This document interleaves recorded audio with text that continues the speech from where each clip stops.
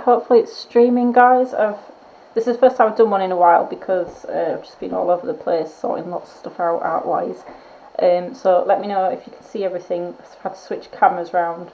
I normally use my phone for like the top-down one and it wasn't working. So yeah, it looks a bit blurry still. You have to let me know if it's not blurry. And yeah, it's just going to be a bit of what I normally do in the studio for like my practicing and stuff.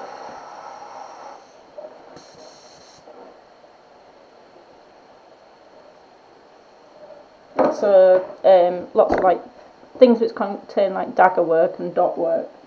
I'm just going to do like a fun little scene just because, yeah, I just don't want to be doing any art today which is like really focusing and really heavy on like detail work. So this is more just for fun. And this is a good way to like practice, just do a little bit of something every day. It doesn't have to be amazing. You can just do stuff for fun.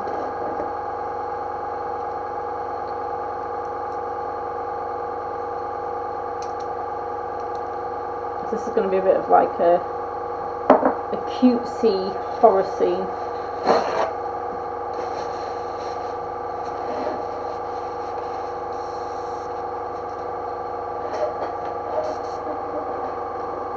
Just in my sketchbook. So yeah, the reason I haven't done a lot of live streams and really been on YouTube for the past few weeks is I've just been super busy. I've taken part in a competition, so I had to paint for the competition. We got a new spray booth, so that's been, collecting that, building it and things like that. It's been a bit kind of all hands on deck to get that sorted. I did a podcast for the KKBO lot. So I travelled up to Lincoln, did a bit of a podcast with them. That was so much fun. We were all talking airbrushing, so go check out the KKBO. They've got a YouTube channel, they've got a Facebook page, they've also got Spotify. You can see their podcast for the airbrushing, and also they've done some podcasts before. They're all quite cool, good fun to watch. What else? Oh yeah, I went to Automechanica, which is a 3-day event up in Birmingham. That's all to do with spray painting and body shops. So that was really cool. I had a bonnet I painted in the National Paint Championships, so that was fun. I'll get some pictures on my socials soon. Because I filled the bonnet up with animals. The theme was nature. Right. So this is just like a pitch frame I'm doing. It's got a bit of a castle in there. I'm working from a reference picture. It's all quite cartoony. And yeah, it is just for make sure I do some airbrushing every day. It all involves little dash lines. All involves little dots. So it's all good practice. Hopefully my compressor isn't too echoey in here. This is the first time I've filmed in the new booth. But the lighting in here is so much better. So it's so much better for painting. Right, so just kind of like quick outlines at the moment. Just sketching with the airbrush.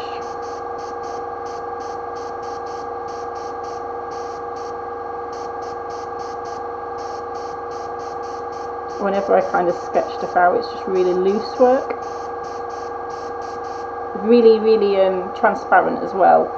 I don't want it to be too heavy because I'm going to keep putting more and more layers over this.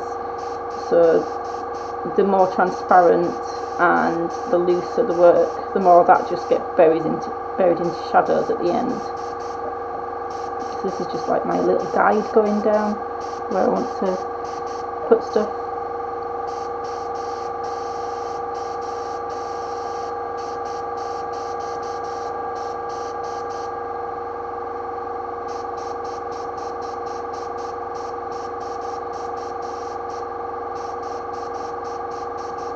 and this isn't like set in stone, things will move around. If I don't like a tower over here, I can change it later on. That'd easily become like a cloud or a tree. It's easy enough to hide.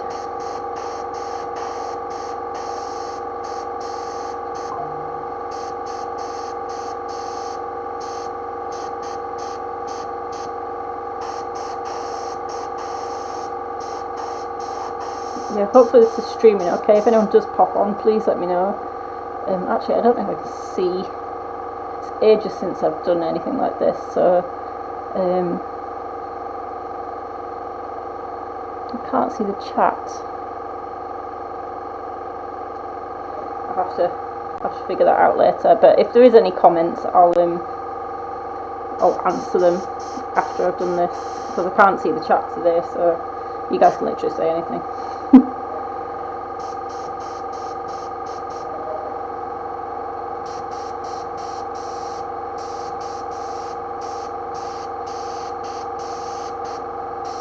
So at the moment I'm just kind of doing some really thin lines. This is going to be like ivy, old vines growing across the edge of the frame. I'm going to put those in later, so that's just a guide for where I want them.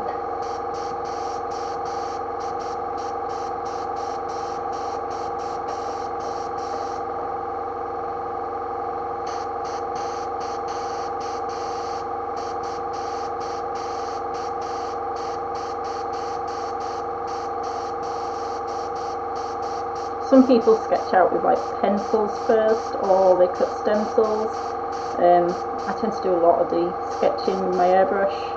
Just find it, I'm using the airbrush anyway, it's just easy enough to do, as long as you keep the first layer really light.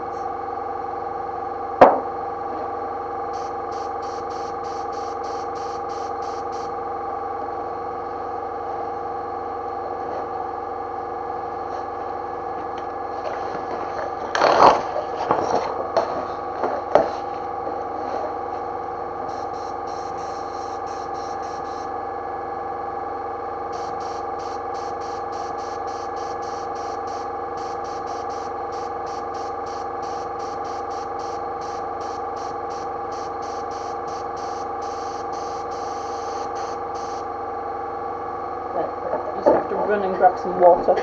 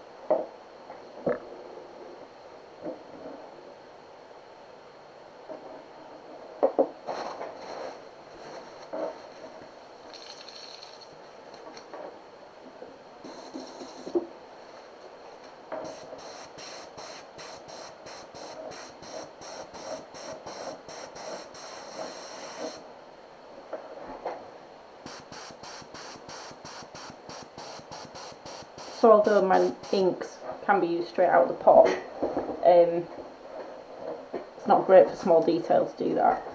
I like them a bit thinner. So now I've done that kind of first misty sketch, yeah, thinned it down a bit more.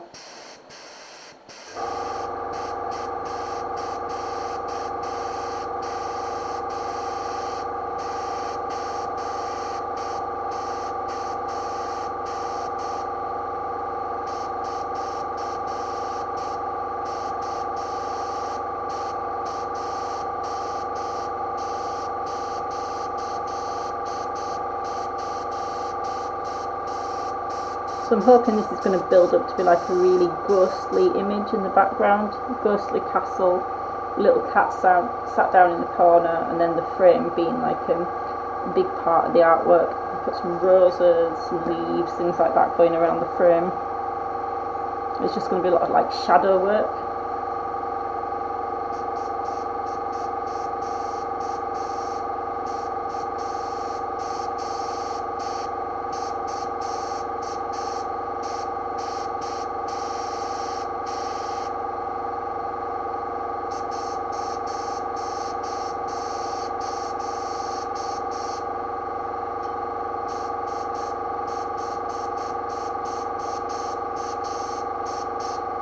I just thought it'd be really nice to do something just really simple. I think sometimes you've had like a really busy week, but you still want to keep your skills up and keep painting, and then you try and go and do like something really complicated or something where you're really kind of using new skills.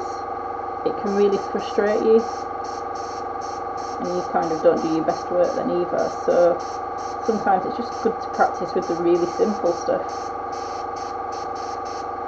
And the simple stuff's what builds up the base layers anyway, so all you're doing is then just sharpening your skills. And that's never a bad thing. Always learning.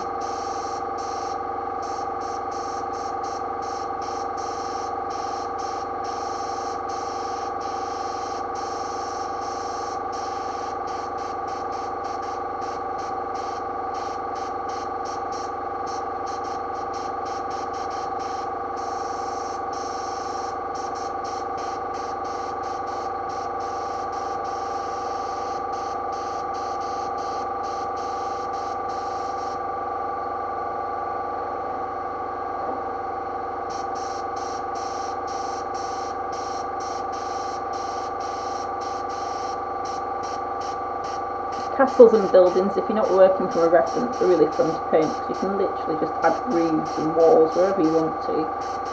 Just see how they turn out.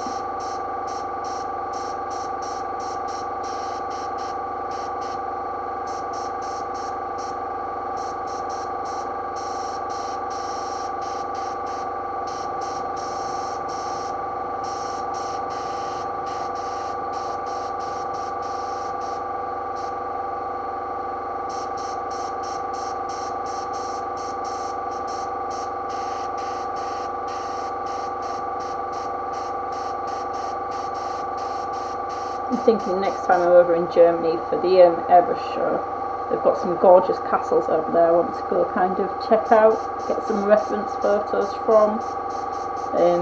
I've heard they've got one which looks almost like the Disney princess one, so that'd be a cool one to get a reference for.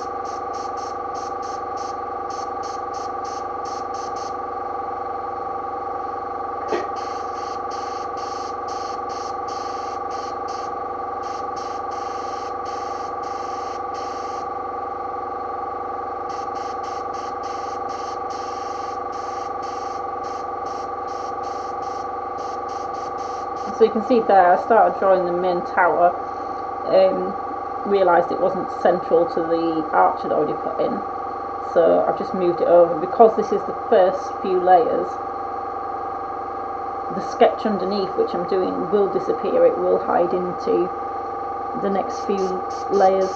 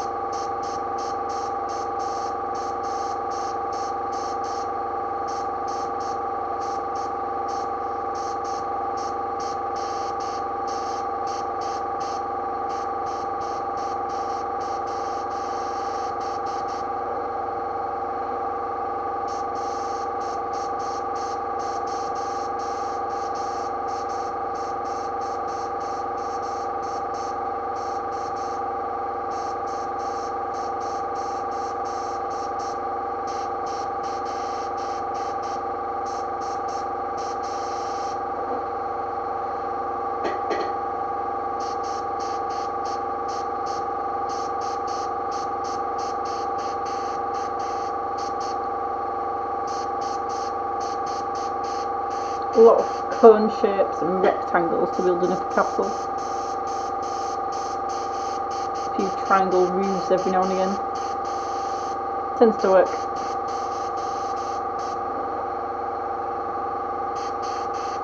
And it works well for both like the dreamy castle look and also like a horror castle.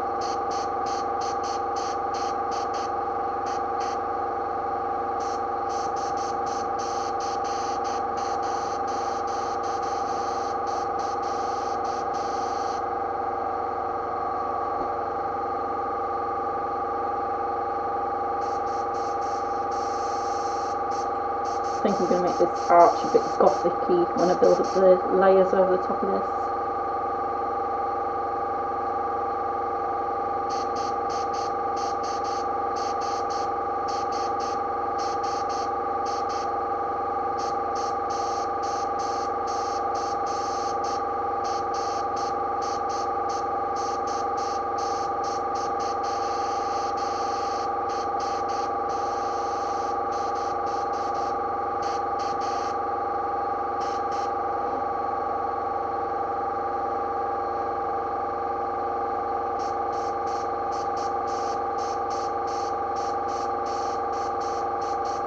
So in the reference picture, this cat down here is like a really cartoony, just silhouette with some eyes really. I just want to make it a bit more kind of detailed. It's a bit too simple for what I want.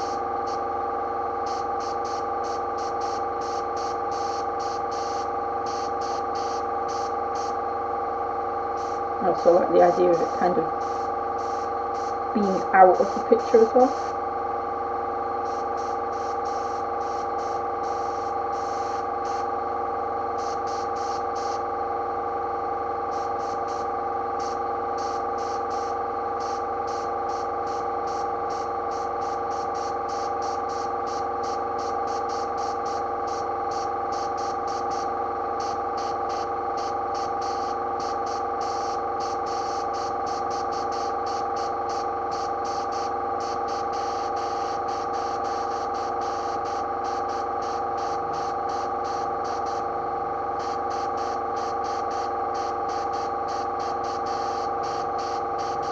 So again, it's just quick sketching a couple of layers just to start with.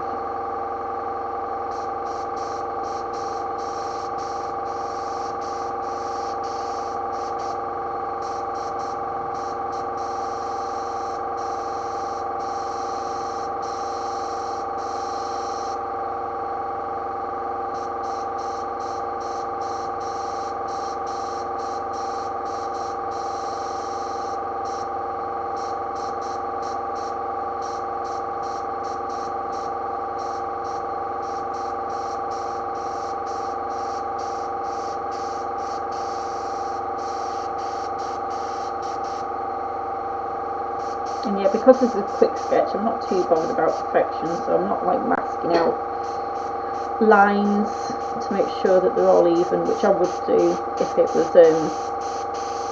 like a proper project, but it's not. This is just for practicing dots, daggers, just doing a bit of airbrushing, making sure that, you know, not just forgetting my skills and I keep doing a bit of something every day.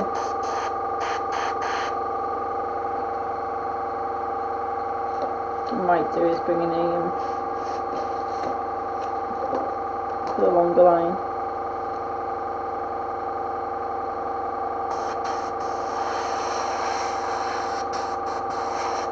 Just an edge.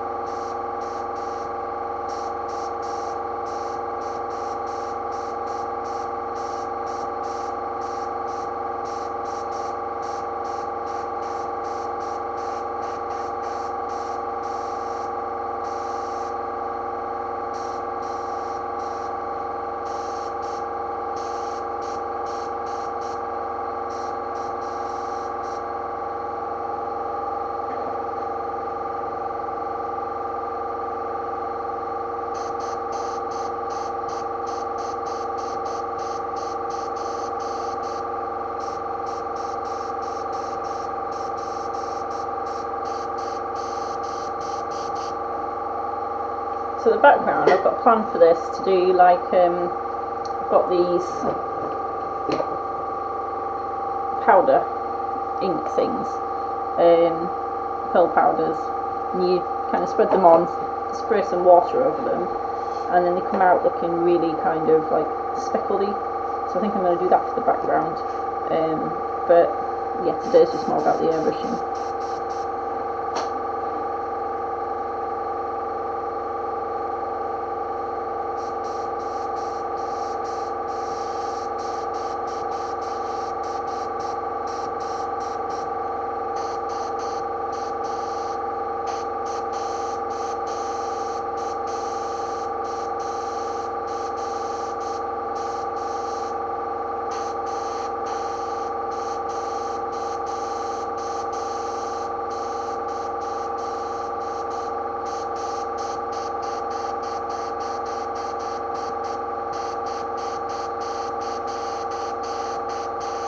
What I'm starting to build up is like shadows on the frame.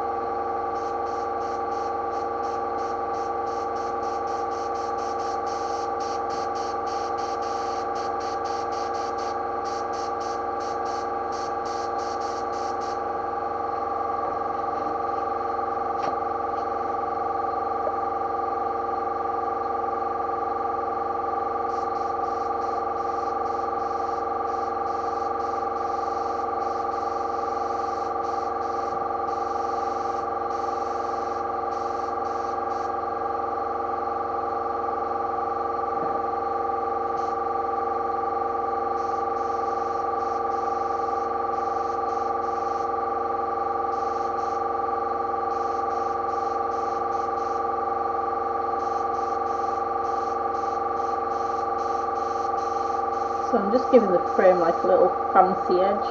So I think it fits with like this whole cutesy horror thing, makes it a bit more gothic. It's the kind of frame you'd find a bit of a a horror theme going on in.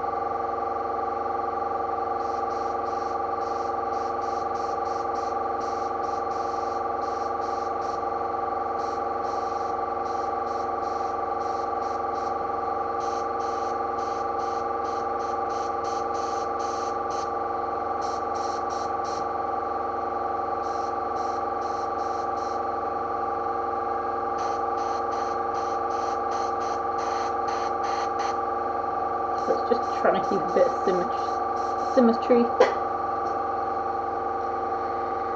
I suppose it needs something at the top.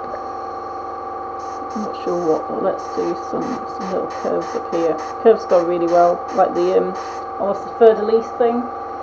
That goes really well for Gothic. Little twisty bits. They like to kind of like Gothic, I think, is Victorian era, and Victorians were really into just like over the top decorative.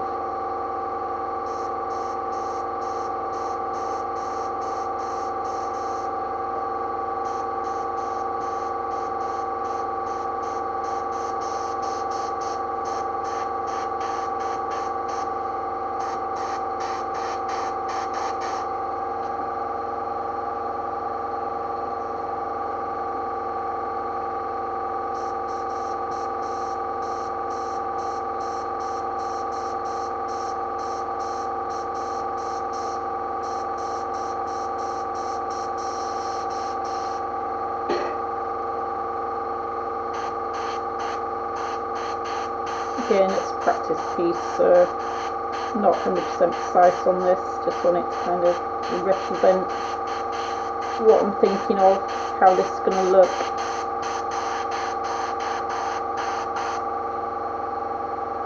Right, so we've got a bit of a frame going on now.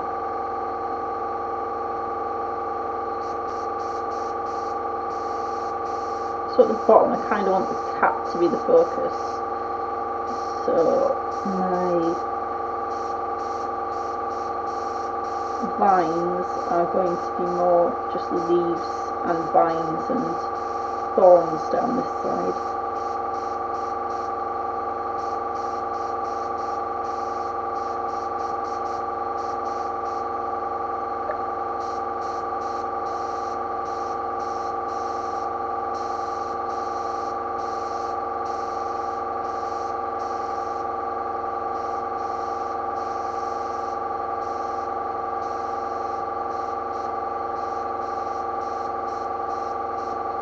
And this is where it's kind of like bringing in the small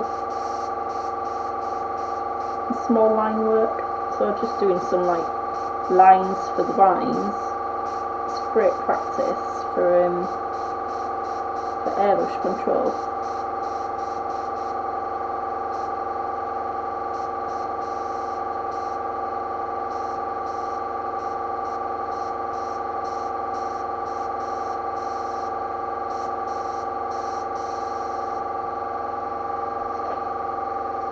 And on the sides here, this way, so I'm going to put some little roses.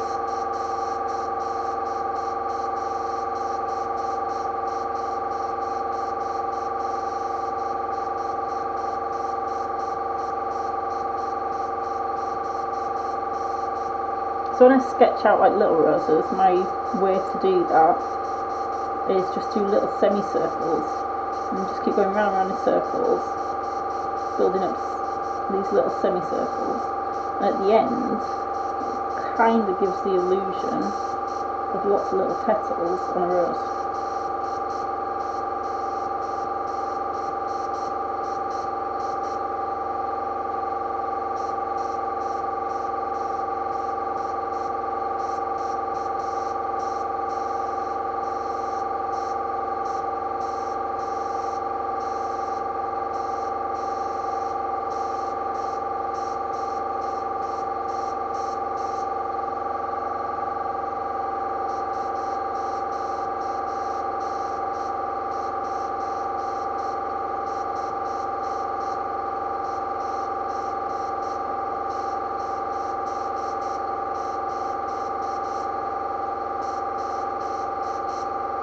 these studio live streams, for me, it's just kind of inviting everybody into my studio, just virtually rather than having everybody round. But although it's not like a teaching thing, if anybody's got any questions about how I'm doing stuff or why I'm doing stuff, then ask away, because I will answer.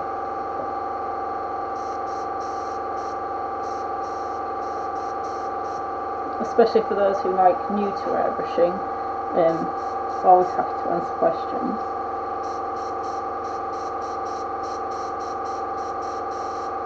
So yeah, another rows, loads of little semicircles, just dotting them around.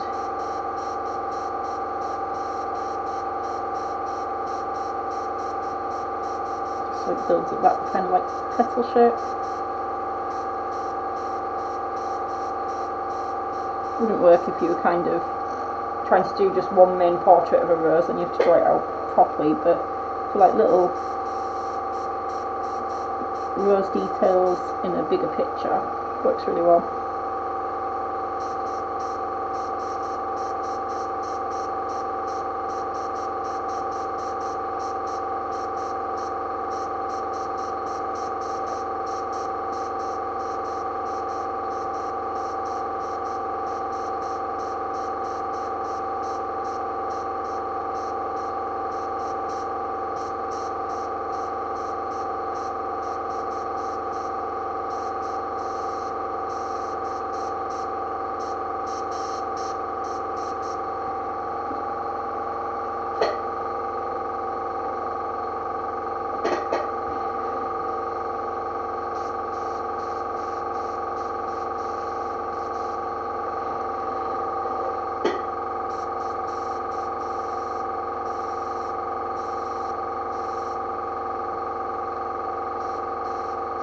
I think when I'm practicing, one of my favourite things to do is like really organic stuff.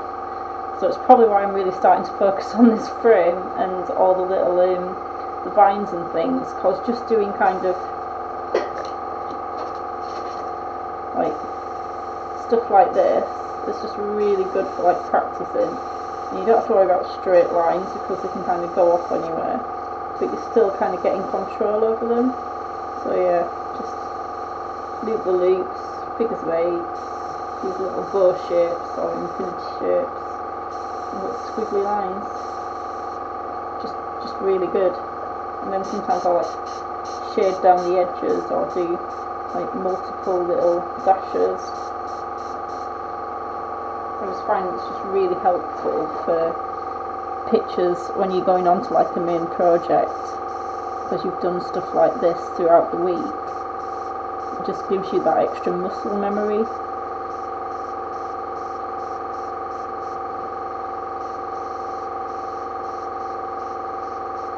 Another good thing if you're like really new to airbrushing, just grabbing a colouring book and just colouring in some pages, and you don't even have to draw it out yourself.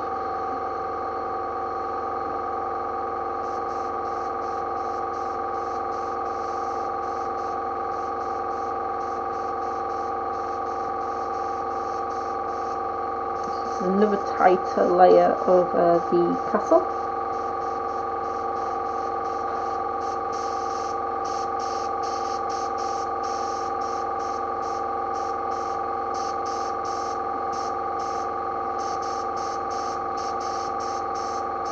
Just starting to put in some like ghostly little drips and shadows. So the cutesy part is the cat, and the horror part is going to be the castle.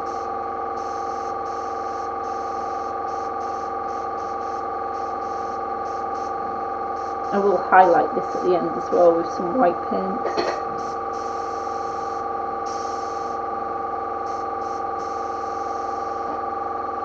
Dagger strokes are really good for these drip marks. So a dagger stroke is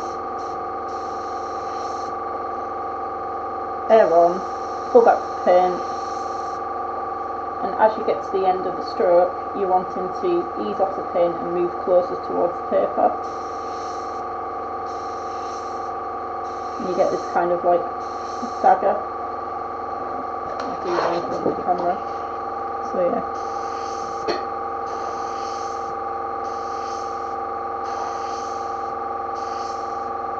You can do them any size. But it's just a really good way to finish off a line, because otherwise if you're not doing that, it's really hard not to do. Try and do one without doing a dagger. If you just did that, just on and then off, you get this like dot at the beginning and dot at the end, so it's like I suppose that kind of shape as opposed to that shape,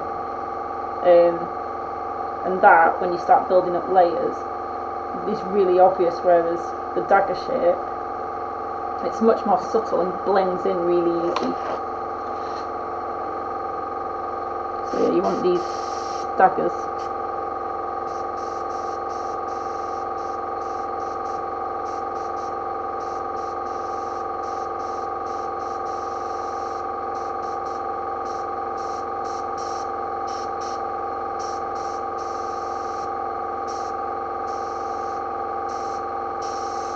And when you've been doing them a while, like then, it was really hard not to do one, because you just kind of automatically do them. I can't think of a time when I wouldn't need to do a line as a dagger stroke.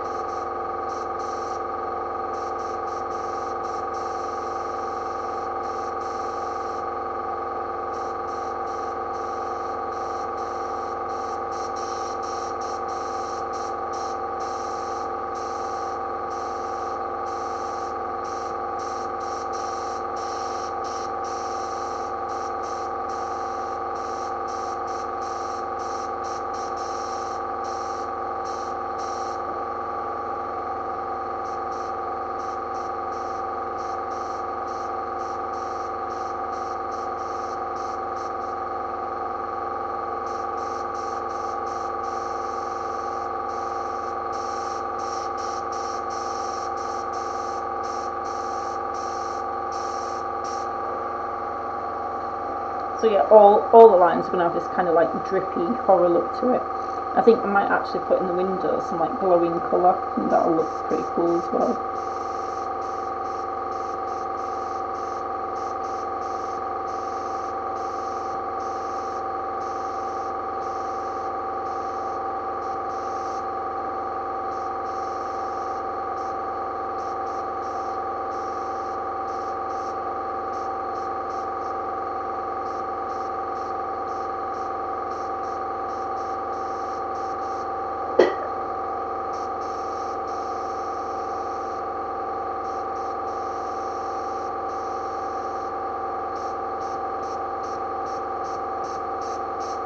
When you start doing shadows on a building, it's good to pick like one side which is going to be in shadow, and you stick to that all the way through the building. So like I've got shadow going on here and on this side of the arch, so on all my towers the shadow is going to be on the right hand side instead of the left, because if you start mixing them around then it kind of really starts throwing out.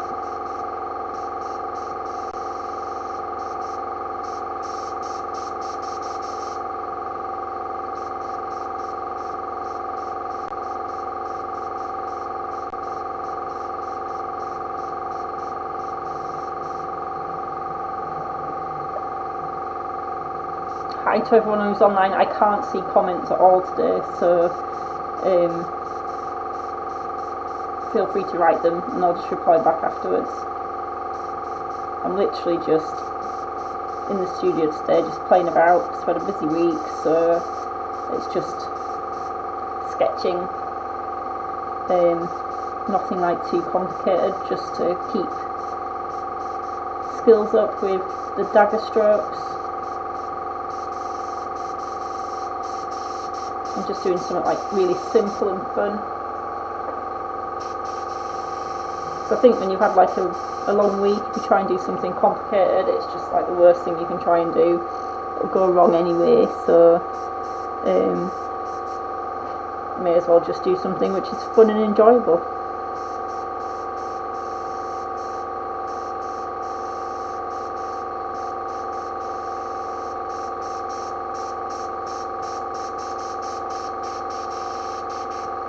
what's everyone thinks like lighting. This is new booth we've put up, so this is going to be my new kind of like spraying area, and it's got like an awesome light straight across the top, which is kind of like pointing downwards, so I'm hoping it's making everything more brighter. I don't seem to have like a shadow on my paper or anything, so from my point of view, that's really good.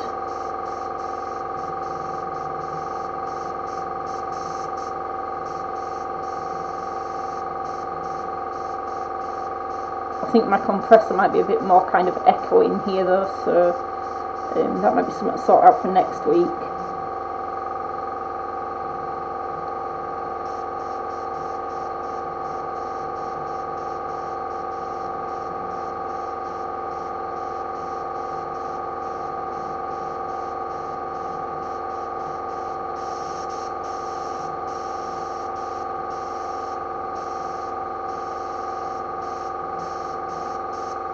These strips are just loads of fun to do. You can do these all day long. I like painting like horror stuff anyway. That's my kind of like, if I've had a bad day but I'm still wanting to draw something, just go and do something slightly creepy and a bit on the horror theme, a bit on the not so realistic either. I also like it if people like come to me with a commission, and that's kind of like, oh, can you do something which is a bit horror related and themed? I'm like, yeah, I love that.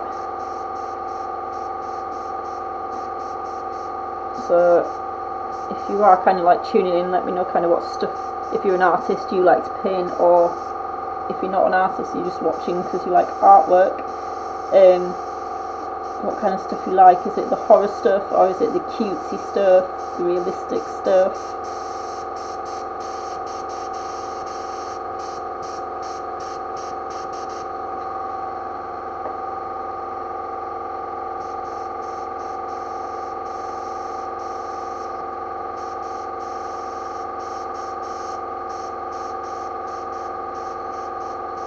I don't know if it's to do with like the whole custom culture side of things, but a lot of airbrush artists I know always seems to be like the creepy stuff which got them into it.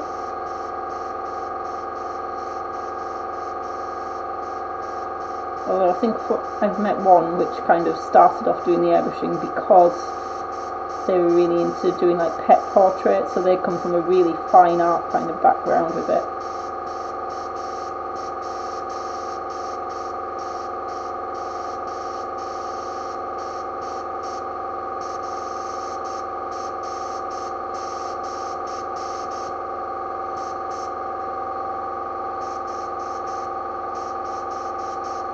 Kind of finished looking at my reference picture now. I'm not even kind of even true to what that looks like. This is like gone really just kind of seeing how it progresses and how it just kind of goes along.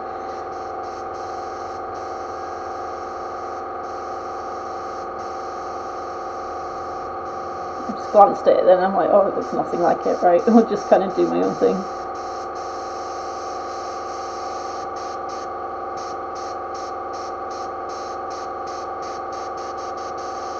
If you want to make something look round, I tend to put a small shadow on the light side, and then the side I've got my shadows on, put a bigger shadow, and then leave the middle quite bright, and that's my kind of go-to for something which is round. So cones, cylinders, circles, they all kind of get that kind of process to them.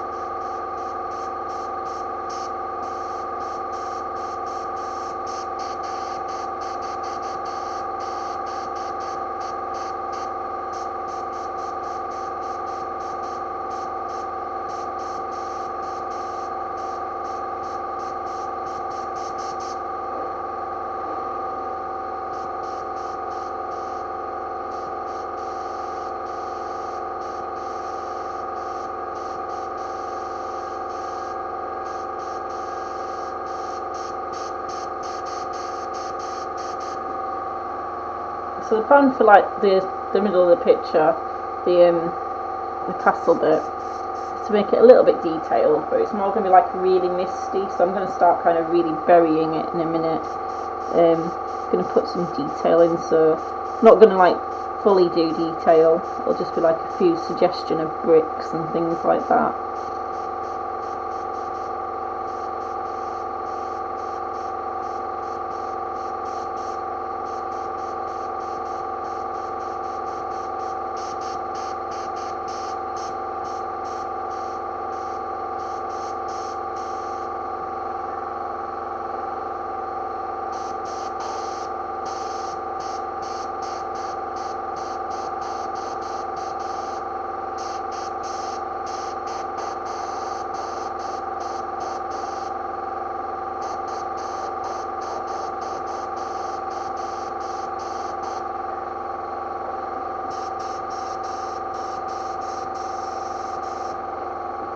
Super simple, like mountains in the background.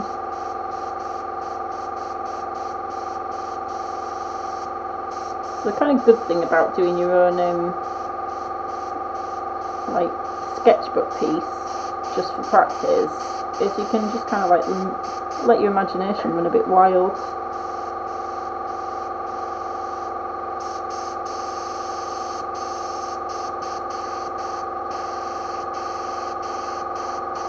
Seen some people with like amazing sketchbooks, and mine are never amazing. Mine are normally filled with lots of blank pages, lots of like stuff like practice, and either some really basic quick sketches, and then every now and again there's like a page where I've kind of really sat down and done some like artwork in it. Use the sketchbook for what it actually is supposed to be used for, sketching.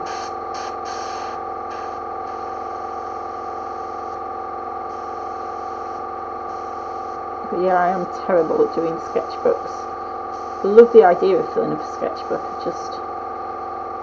I never start as a means to go on.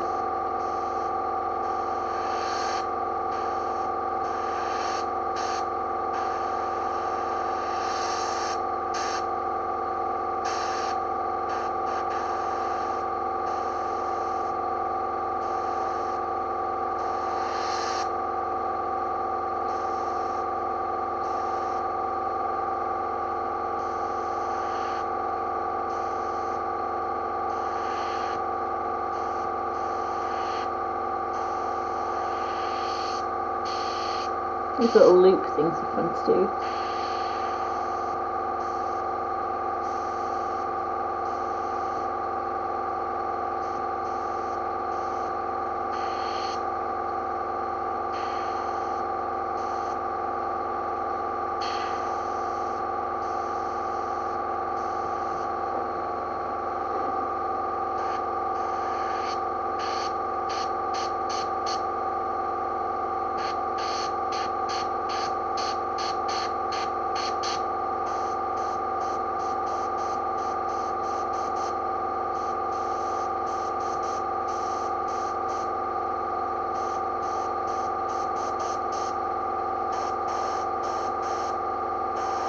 One thing I've got to be kind of conscious of is doing the vines. I could really kind of go straight into detail with them. They're quite simple to do, and you can get detail down in a few layers.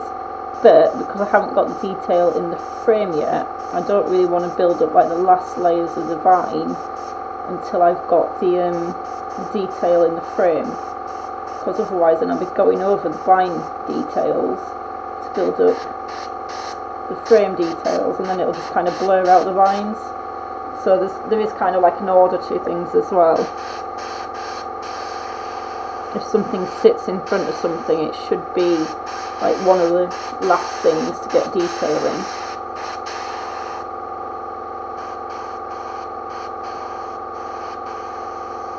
So even though it kind of at the moment looks more finished than the frame, it's just because it's a simpler process. It doesn't need as many layers.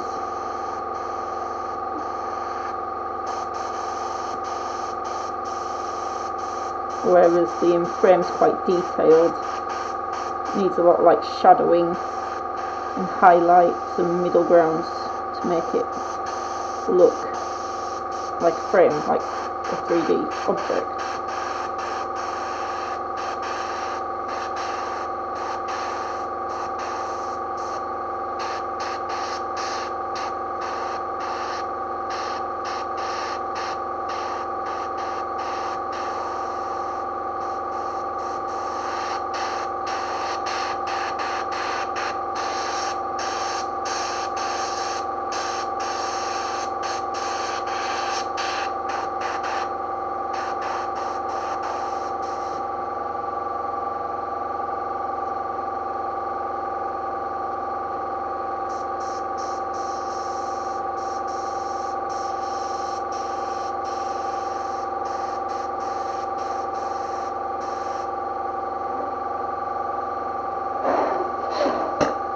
So I don't normally twist my paper either when I'm doing stuff, but because I'm doing a long line, with the airbrush I find it easier to do lines from left to right, or right to left, rather than up and down.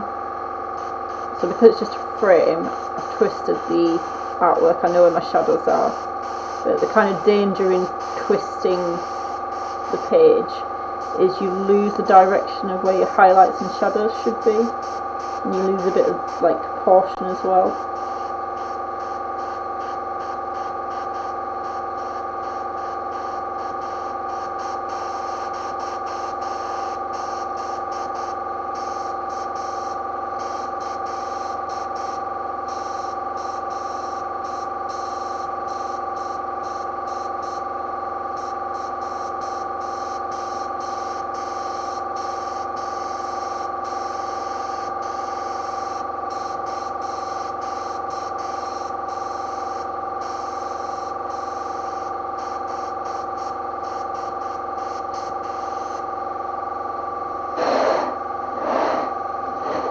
So hopefully it's starting to look a bit more together now than it was when I first started sketching this out.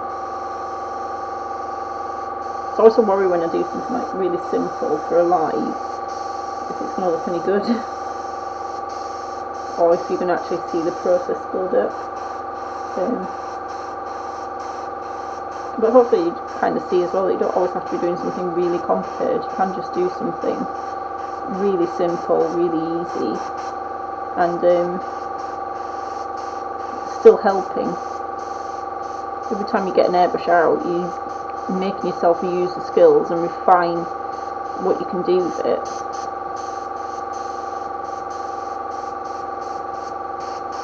You know, even if you can only get it out once a week, just pick a day where you can sit down with like your airbrush for an hour or so, or even if you don't airbrush and you just draw, you can sit down and draw and just build up your skill a bit.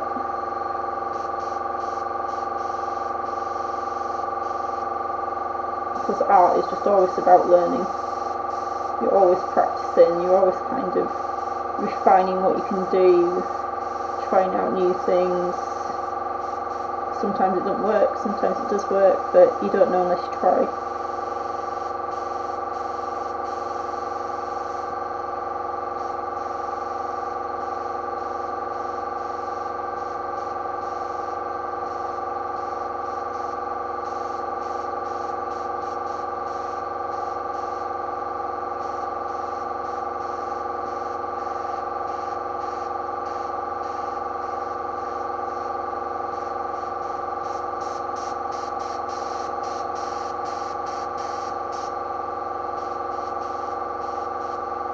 So everything at the moment is quite dark. I haven't got any highlights in, I'm just building up shadows.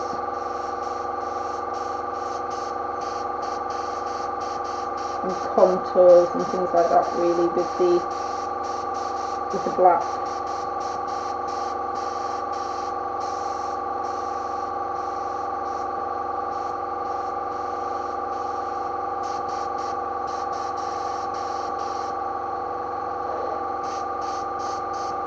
So you can see where like my first lines for these lines, I kind of had like them coming down here.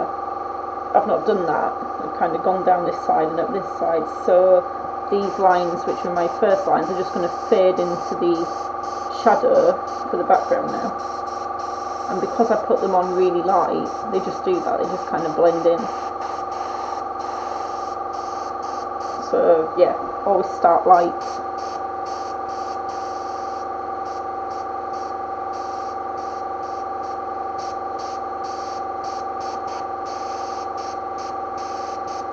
So we're going for some like really simple Bob Ross style mountains. We're just kind of like dragging paint down from one side. If you ever want to paint mountains, doesn't matter what kind of tool you're using, Bob Ross's techniques work with everything.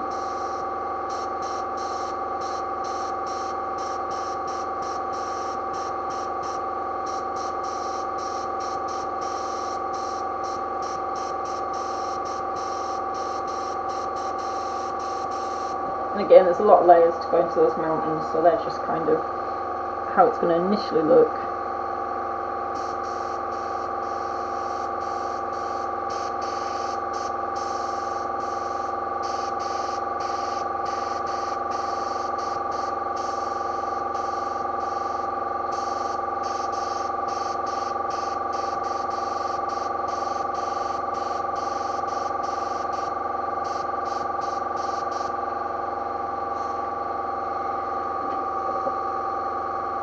Right, so I think I'm going to go with a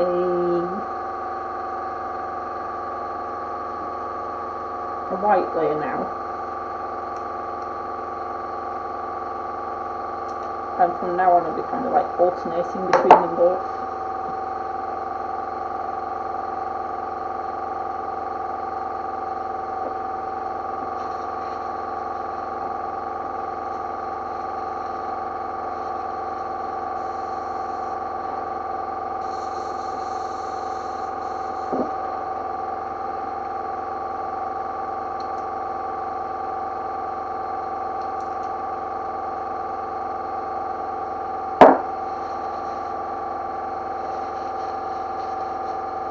Let's see how long I've been on this.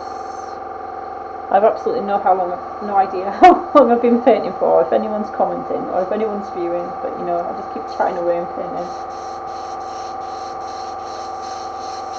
And then for next week I'll get the setup kind of a bit more organised. The software I use just isn't kind of playing correctly today, so yeah, normally I can see who's popped online, who said hi, and it kind of gives me a countdown for how long I've been on. But yeah, today's nothing, it's just all guesswork.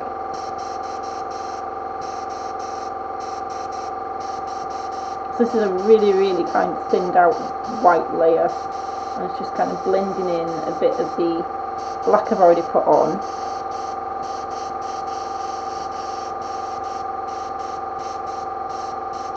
Brightening up some areas so that it kind of blends a bit better. It means I can go back over with, it'll make some of the blacks grey. It means when I put another layer of black over, it'll look darker.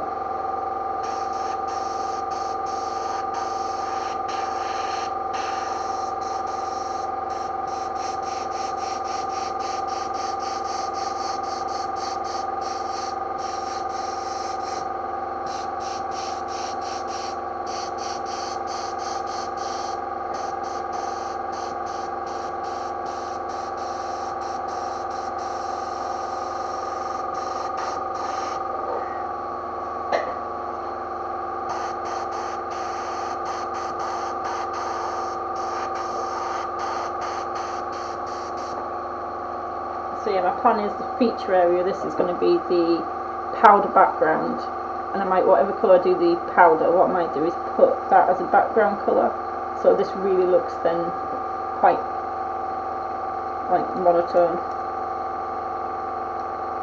and hopefully spooky.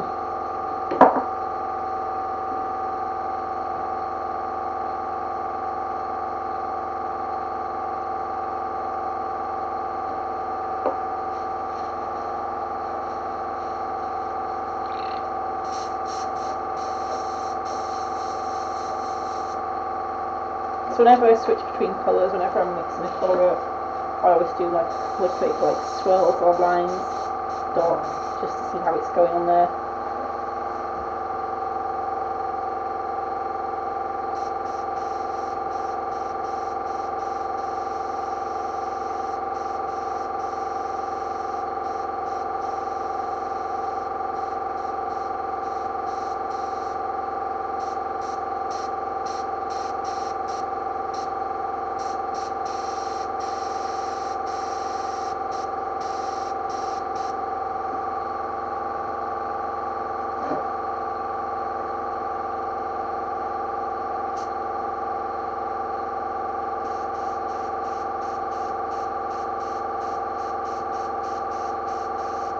Did like a quick look up at my reference picture for the cat and then realised that I'd already decided I was drawing it completely different to on there. So yeah, this is how good can I remember what a cat looks like.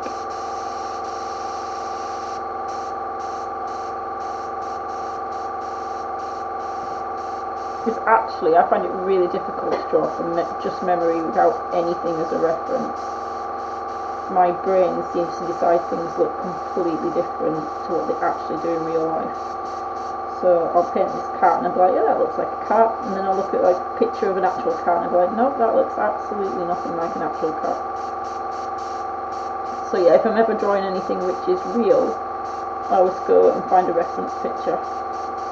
There's some really good places for like free reference pictures for artists. I follow a whole page where it's actual photographers who've been like all over the world taking pictures, and then they just let artists use them for free in their works, which is amazing really, because sometimes you have to pay for like reference photos, or otherwise I'll get my camera out and just try and take a picture of what it is I want to draw. I don't always have to copy it exact, I just have to have like something which kind of gives me a rough idea what something should look like, where its eyes, noses and like proportions more than anything else.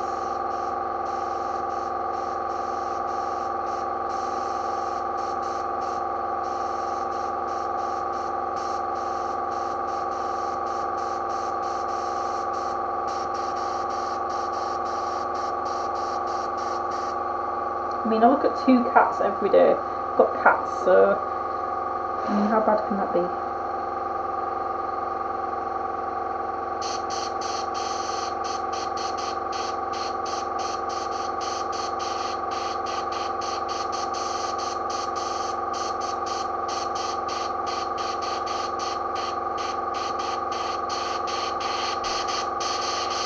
So some more roses on this side.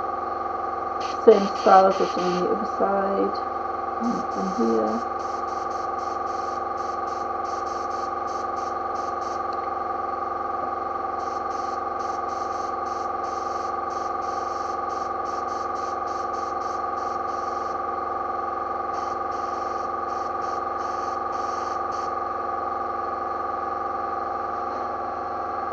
And let's have one, I think. What have we got on that side? So one probably around here will look pretty good.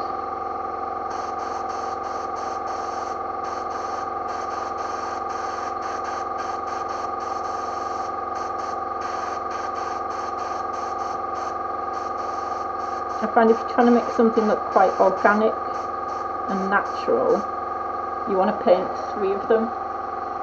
So like, I've got 3 roses on this side, 3 roses on this side. I've got 3 towers here, although castle isn't organic, it's not man-made, it's man-made.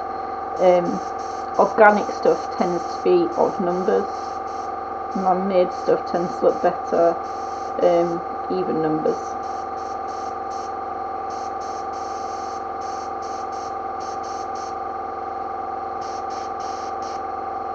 So yeah, clusters of 3 work really well for anything organic.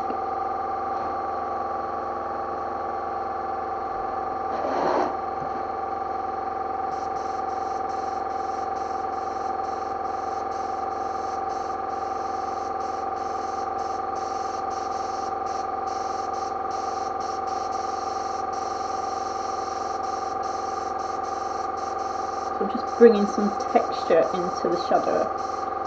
So I've already started building up shadows, but now I want them to be a bit textured, because then it looks a little bit like roof tiles.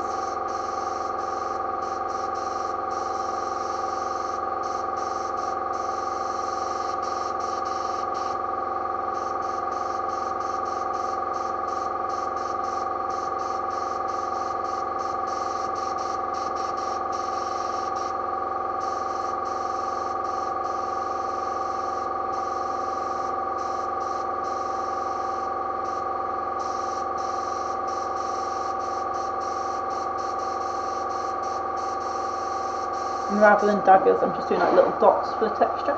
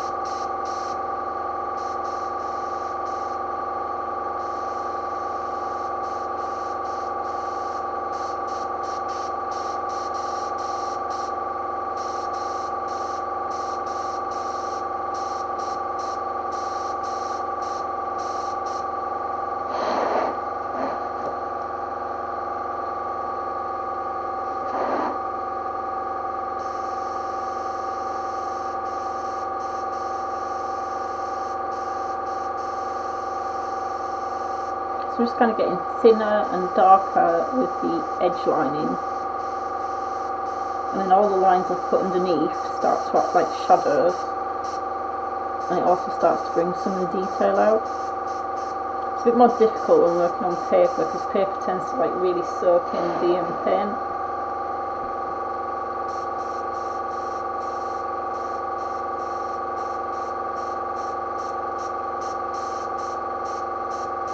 So you'll notice if I'm doing anything which is a proper project, it tends to be on either metal or acrylic panels rather than canvas and paper, unless that's kind of what is requested. Some people do like the texture. You do get like the pattern in the paper or the pattern in the canvas showing through as well. So yeah, if you like the pattern rather than like the super sharp lines, then I suppose canvas and paper can look pretty good.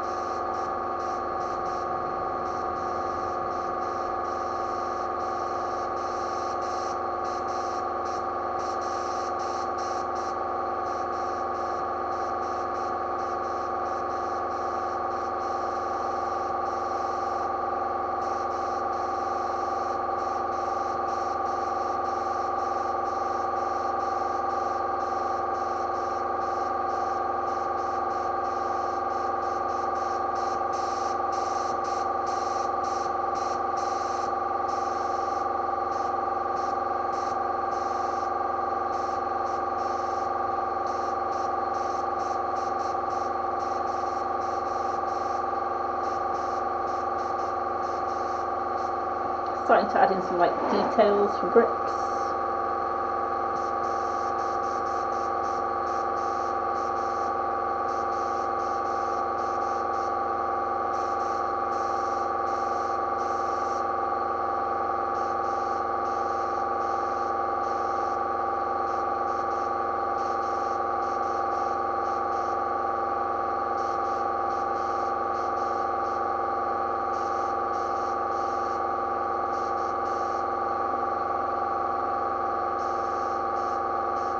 If you just like dot a few of them around, you don't have to do them everywhere. It kind of makes you think, oh, there's definitely bricks in this wall.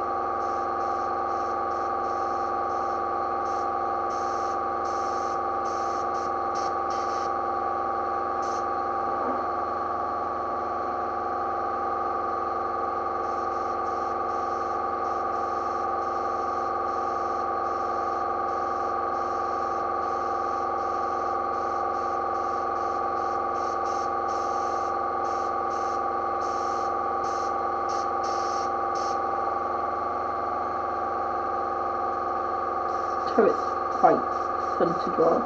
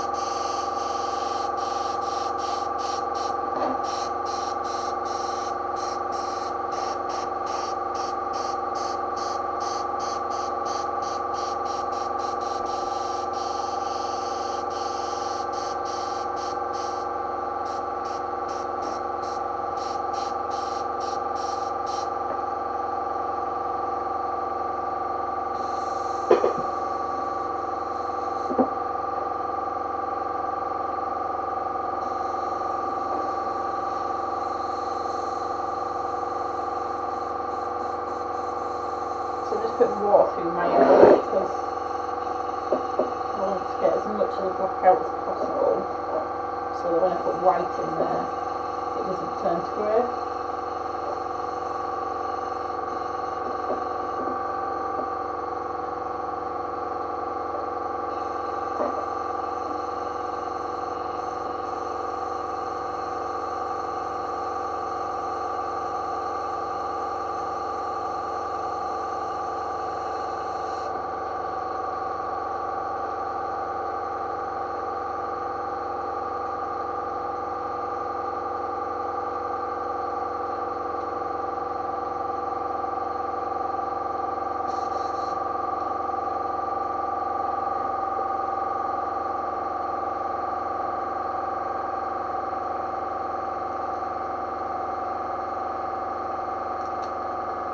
I think I'm probably about an hour into this, maybe just over half an hour into this.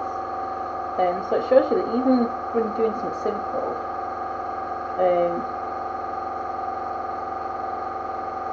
you know, how much work actually is still going into it. You still need the layers.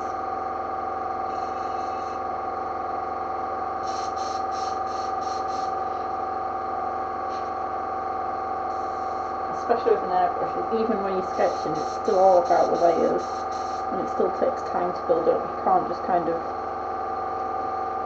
do something super quick unless it is a really, really basic sketch.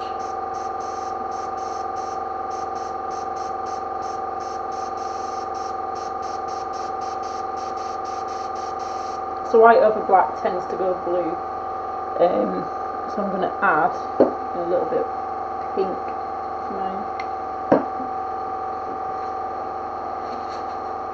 just to counteract the blue.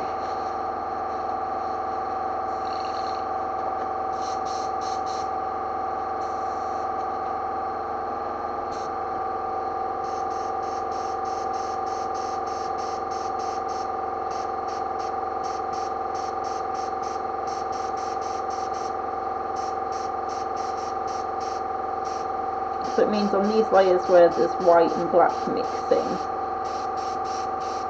they're going to be kind of this almost creamy colour instead, so that I don't get this like blue shift. And then at the very end, when I want highlights, I'll go in with like a really opaque white over the creamy colour and try and avoid the shadow colour and the blacks, so that it just picks out the white for the highlight and it doesn't go blue.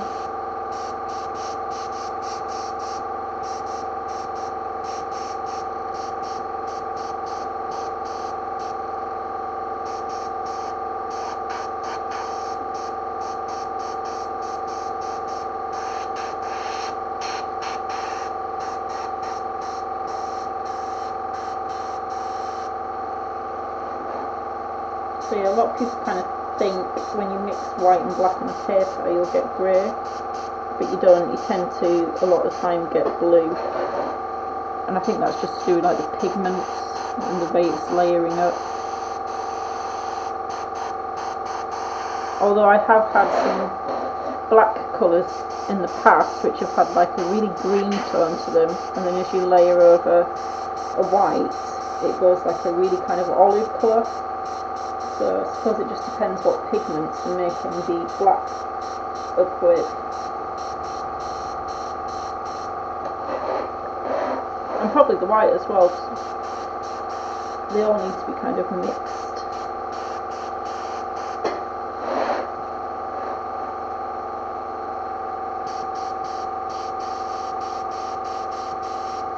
But yeah, you can see how tinting the white is meant there's a lot less of that blue colour.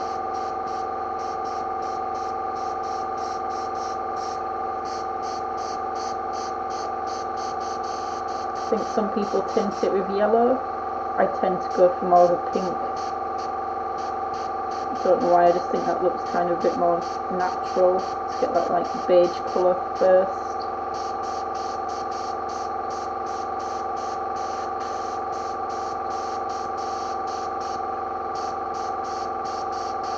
someone can comment and let me know about proper colour theory. I don't really actually ever studied it fully. I just kind of know what I know from having to correct blue tones when I come across them. There's like two ways to learn anything. You either study it and work it out from studying it and recalling the knowledge, or you go, why isn't that working? How do I fix it? And test out some stuff until it works, and you find out something that works to fix it, and you go, okay, right, I remember it, I'll do that from now on. And that's kind of what I've done with the tinting things with a bit of pink to get a better, like, white colour over black.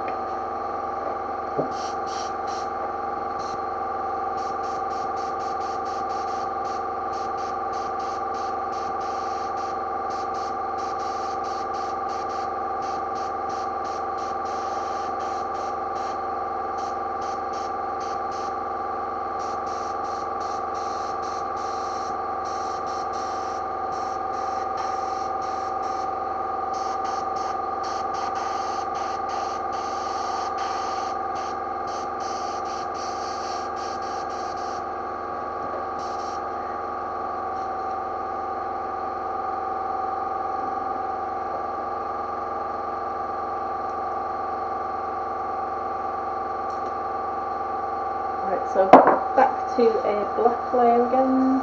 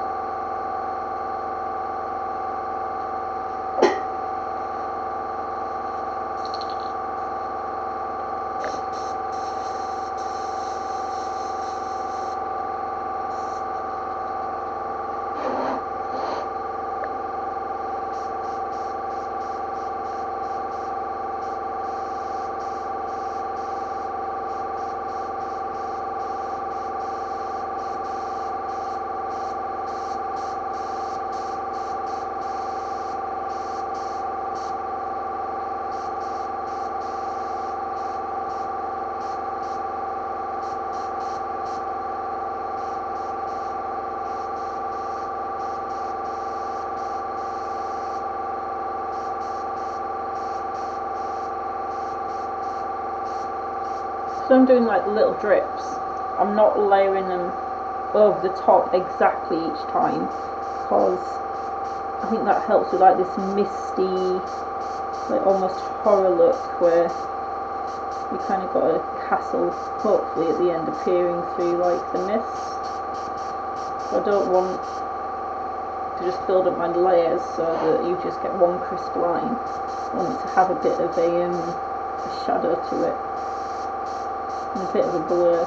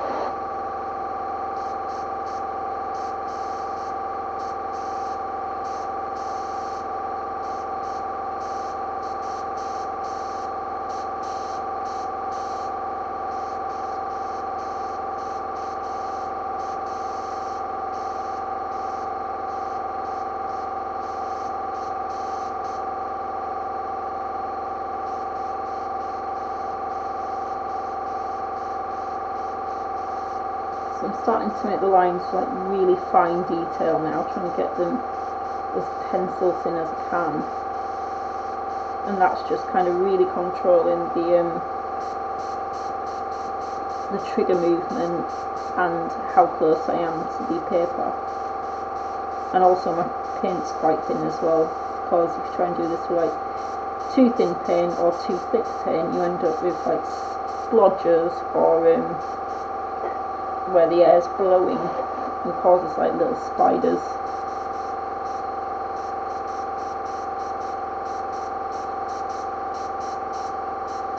So it's just practicing and getting air and paint mixing properly for the detail you're trying to do.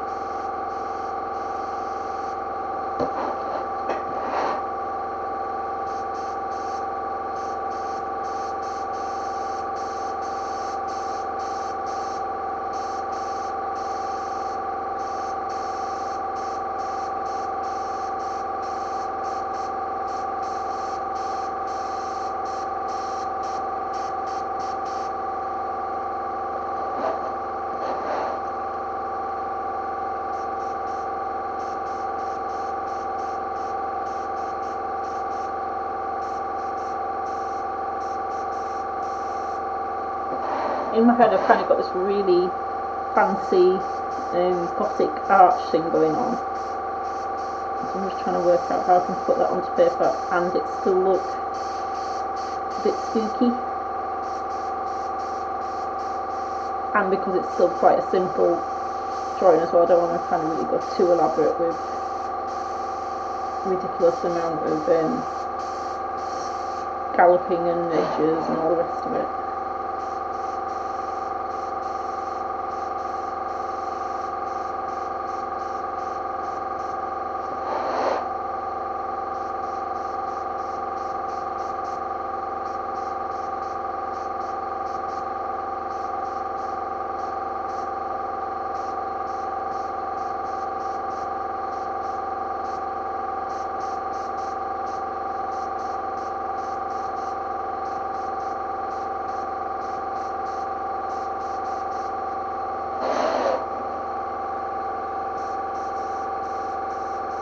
These ones here, I need to have a little bit of detail as well to match.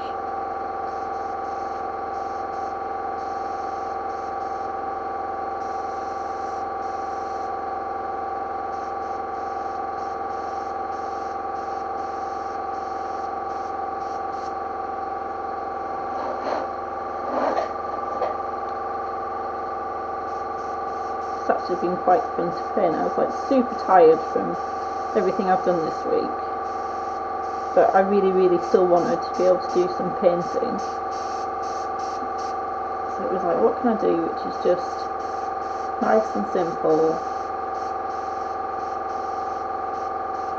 nice and stress-free, and still gets me using my airbrush and lots of dots and daggers.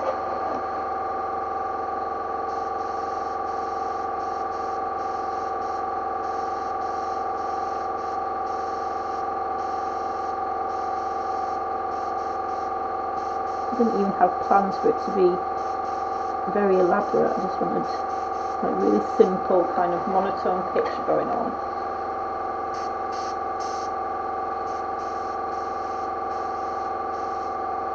But I think sometimes when the pressure's off and you can just kind of do something you want to do, then it becomes fun, so you end up being able to put the detail in anyway, even if it wasn't the plan to start doing it that way.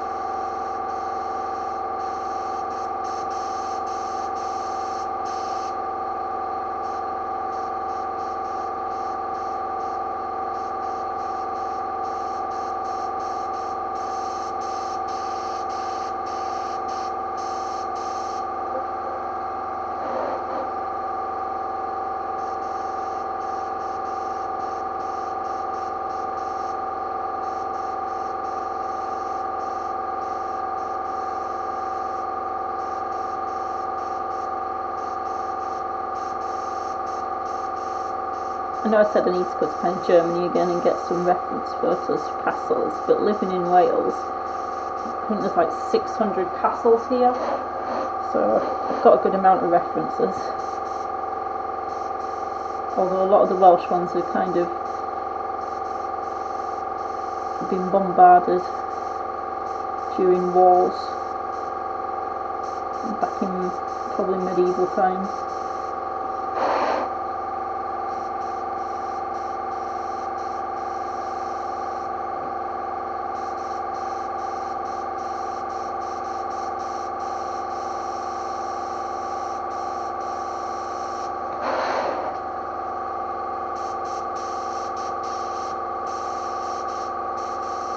But yeah, I'll have to go for either a drive or a ride around Wales and see if we can get some cool photos of castles and do some more stuff like this.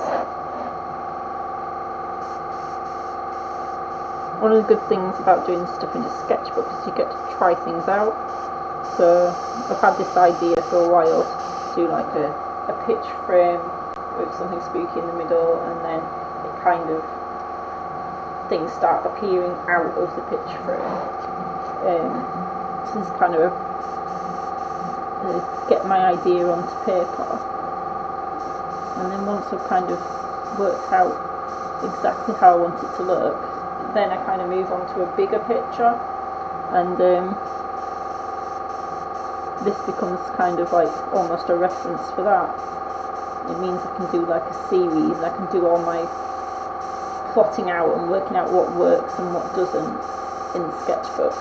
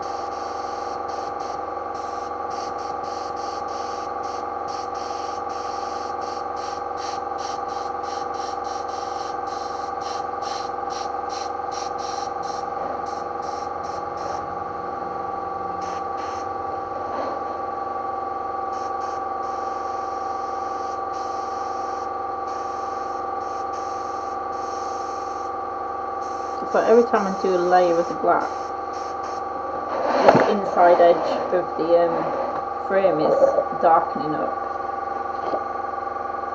and the shadow layers being added underneath it, just to kind of make the frame stand out a bit from the art background.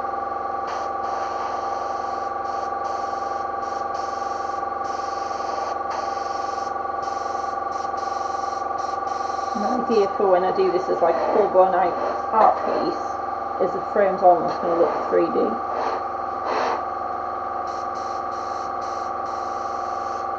Probably won't take it to that level of detail in the sketchbook though.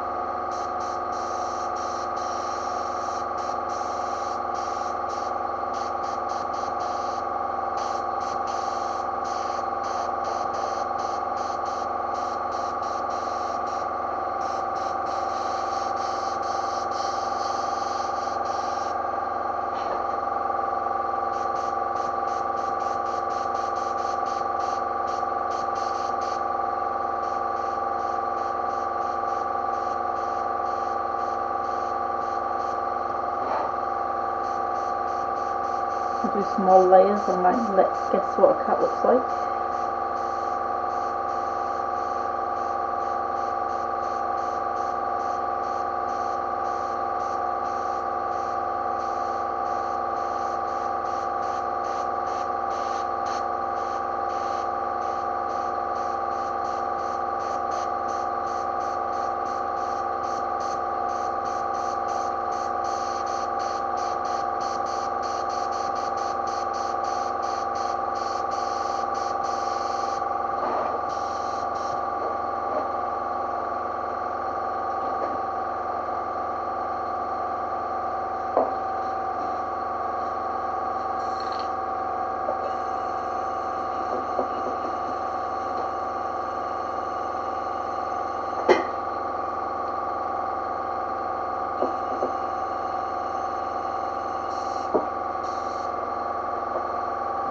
So that's the black cleaned out again, and I'm going to do another white layer, tint it a little bit so it doesn't shift to blue.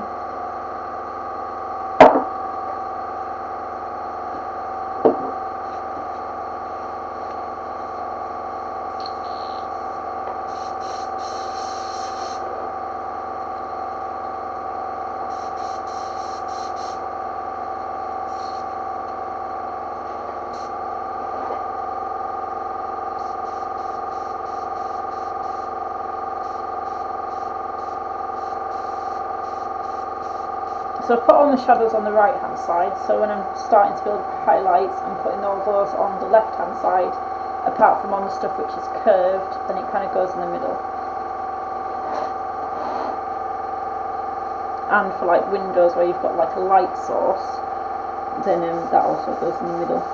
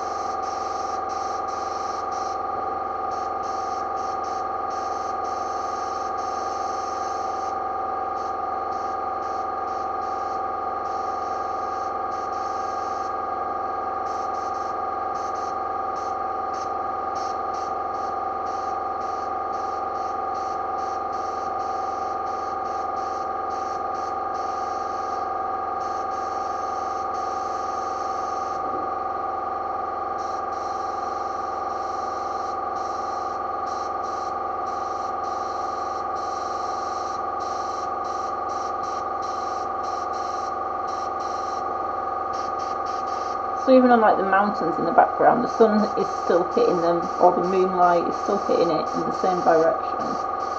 So the shadows still build up, and the highlights still build up the same as they would on the castle.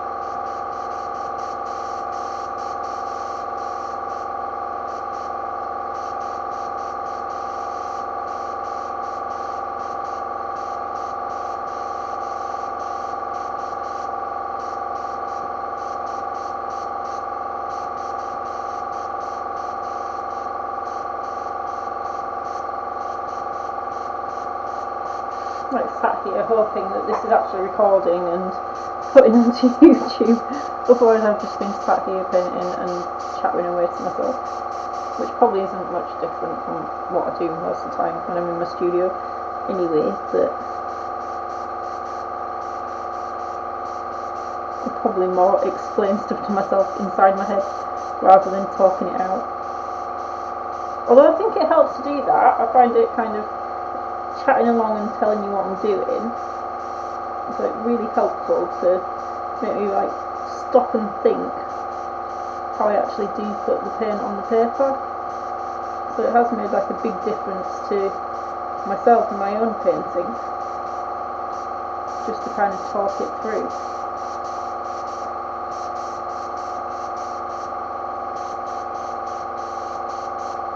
So I think sometimes you just do things without even thinking why. It's just because you've always done it that way.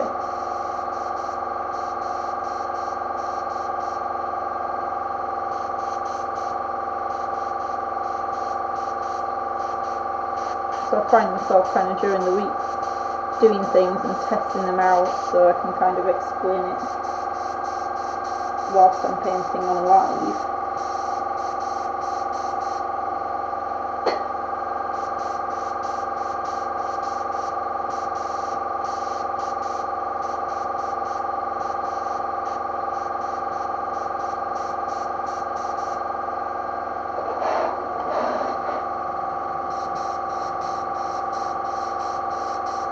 So that I'm still not kind of touching these vines and the roses, but I did put a couple of layers on them just so that I know where they are and I know what to build up from once I've finished with the frame.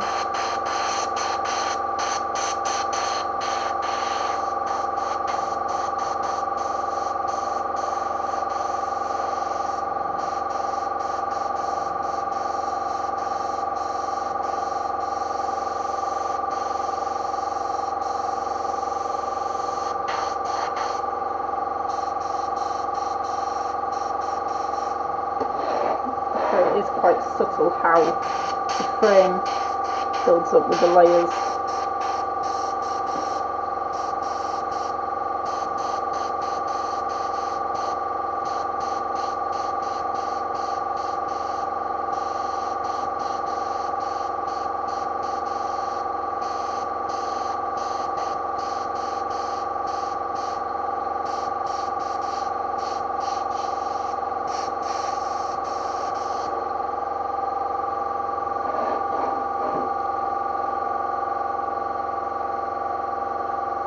So it's starting to get there now. I think I've probably done about an hour in the studio, so I'll probably call that day.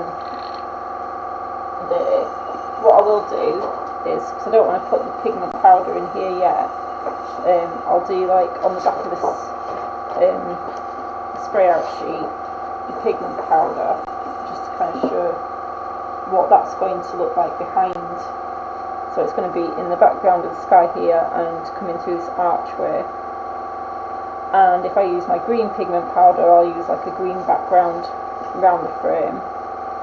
And if I use the blue, I think I've got green, gold or blue, so if I use the blue one, I'll do blue background as well to match. But I don't want to put that on until the very end. That's kind of like the very, very last thing I'm going to do. So I'm going to move the picture out of the way. This end and show you these pigment powders.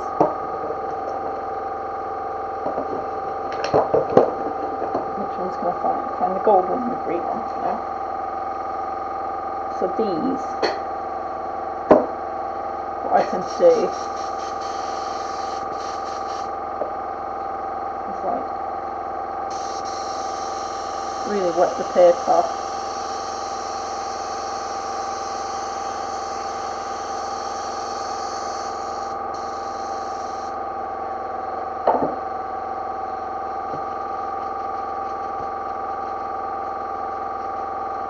And then the gold one.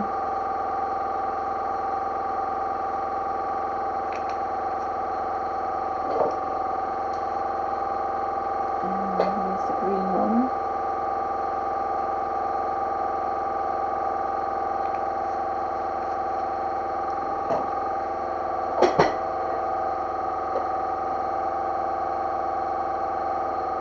possibly need a bit more water, but maybe a bit less.